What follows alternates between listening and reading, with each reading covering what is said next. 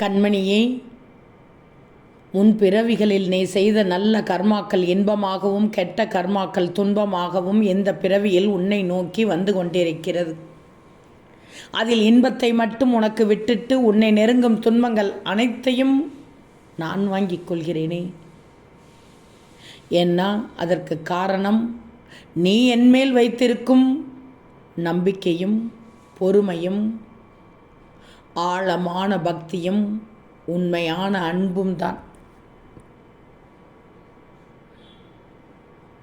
உன் முன்னேற்றத்தை கெடுக்கும் 3 விஷயங்கள் என்ன தெரியுமா? உன் கூடவே வந்து கொண்டிருக்கும் நம்பிக்கை துரோகி, நீ தூரத்தில் இருந்தாலும் உன்னை புறம் பேசிக் கொண்டிருக்கும் உன் உறவுகள், இடம் பொருள் தெரியாமல் மனதில் பட்டதையெல்லாம் உடனே பேசிவிடும் உன்னுடைய வாய்.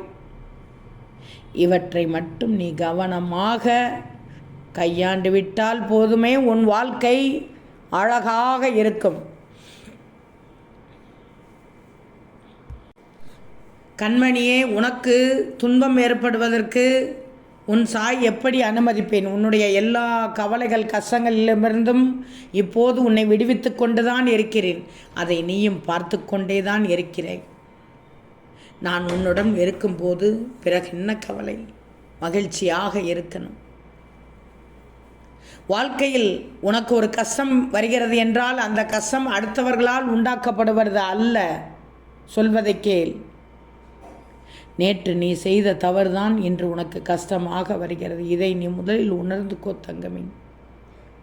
அதே வேளையில் நீ யாருக்கும் தீங்கு செய்யாமல் தவறுகள் ஏதும் செய்யாமல் நல்ல மனிதனாக இருக்கும் பட்சத்தில் வாழ்க்கையில் கஷ்டங்கள் ஏதும் இல்லாமல் நீ மகிழ்ச்சியாக வாழ முடியும் என்பதை மனதில் கொள். ஓம் சாயிராம்.